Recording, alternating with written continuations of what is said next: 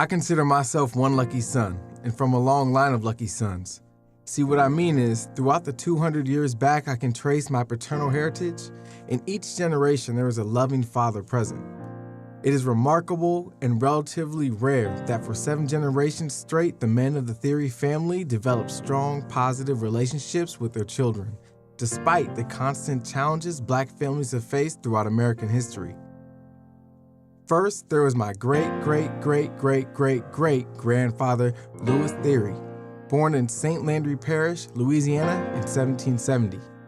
The son of a slave woman and an unknown man, he married and had 13 children, one of whom was Alexander Theory, who had Felix Theory, who had Eloy Theory, who moved to Galesburg, Illinois from Louisiana, and had Ollie Theory Sr., who had my grandfather, Ollie Theory Jr., who had my father, Ollie Theory III, who in partnership with my mother Trudy created me, Jordan, and then my little brother, Nick. That's me and my pops. As a kid, I knew I was lucky because of the active relationship I had with my dad. For us, it was always basketball. Through playing hoop, my dad taught me the values of hard work, integrity, generosity, and dedication. I'm sure I'm not the only one who can say that through basketball or some other sport, my dad, my brother, and I spent most of our time. But when it came to other Black kids in my area, I noticed their fathers weren't around like mine. And being around different ethnicities growing up, I noticed the racial distinction among kids I went to school with, played ball with, saw on television, and knew within my own family. As an adult, still not having this phenomenon explained to me, I decided to find an explanation through speaking with some of my elders and respected scholars of Black history and the family. I wanted to record my conversations to share with others by producing this documentary, The Black Fatherhood Project.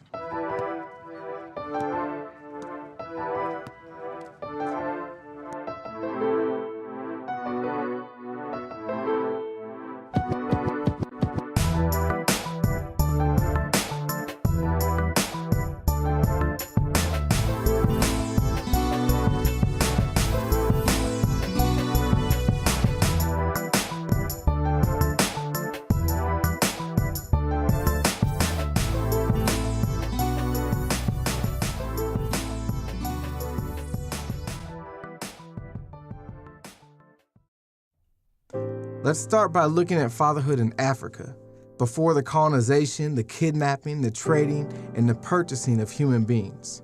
I want to know how fatherhood existed on the motherland before foreign interruption. When I look at Africa as a cultural linguistic data set, what I see is that there are about 4 to 5 major cultural linguistic regions that make up all of Africa. Pre-colonial invasion, pre-enslavement. And that those 4 or 5 linguistic cultural regions are the one that is the largest is called the Bantu Congo. And that most of our people, most of us, I would even dare say that 100% of all the Africans in the diaspora, the New World, came from one of the subsets of the Bantu Congo people. All right? So we are all one family. We're all Bantu, or we're all Congo. And the common root in terms of parenting, it seems to me, is that we, African people, believe that we come to the world with a mission. Coming from the spiritual realm into the visible realm or the material realm, we forget what our purpose was. And so you have to educate new human beings to be human and to recall what their purpose is. So all the socialization, all the parenting and African traditions, when you look at them, the core theme is developing and bringing out of you that God-given gift that you came to the world to fulfill. In the African dynamic, fatherhood doesn't stand alone. It is part of a socialization structure, and it's not even the center of that structure, okay? So if you go back into history, the African history, African pre-Christian, you're gonna be dealing with a socialization process that is the center is the woman, okay? Because of course all of us pass through a woman. The woman is the channel through which her sacred womb, new life comes. So she's more paramount.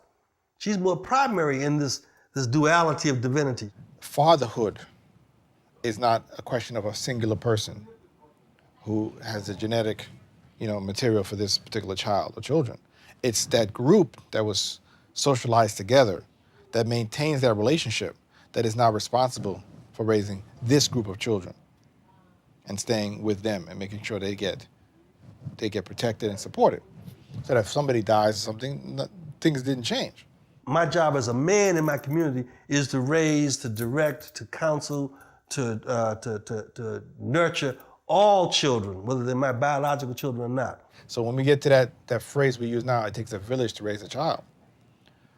We understand that phrase in one way, but it's a different phrase when you're actually living in a village and you've actually gone through this process of socialization. What it means to you is much different than what it means to us. Right? We're trying to say, let's all help and contribute where we have no obligation to do so, right? Because it's just our will to do so.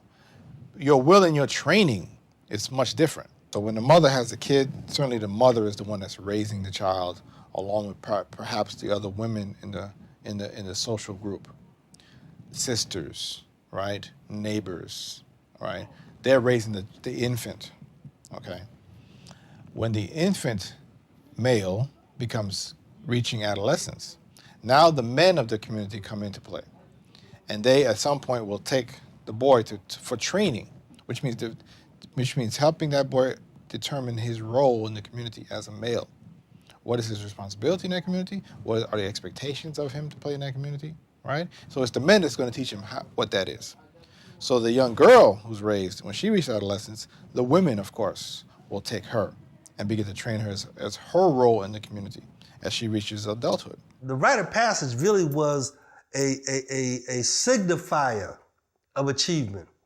And so when you have mastered some level of confidence, some level of competence, and some level of consciousness, and I'm saying levels, then the community made judgment on you.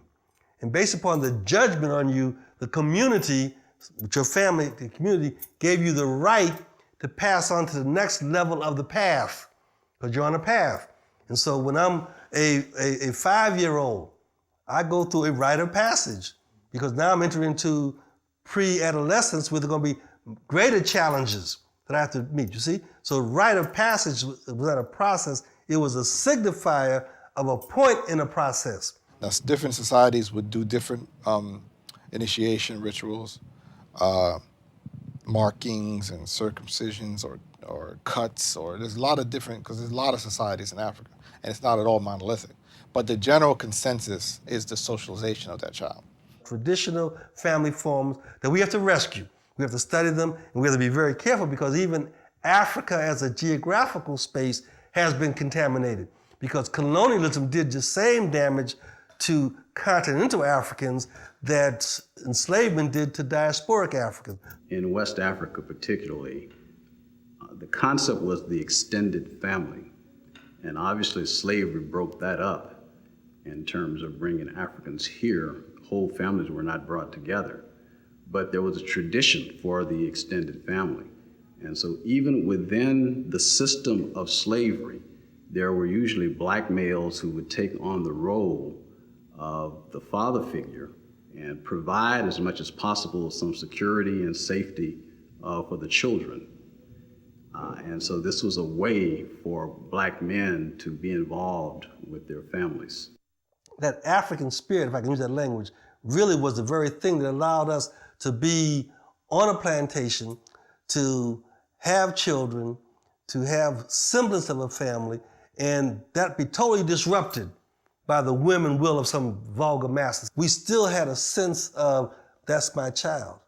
And that wasn't broken. I think the idea that you my child, that you my man, that you my woman, all that kind of emphasis on belonging, not as ownership, but belonging as proper connection. Like my hand belongs on my arm, my eyes belong in my head.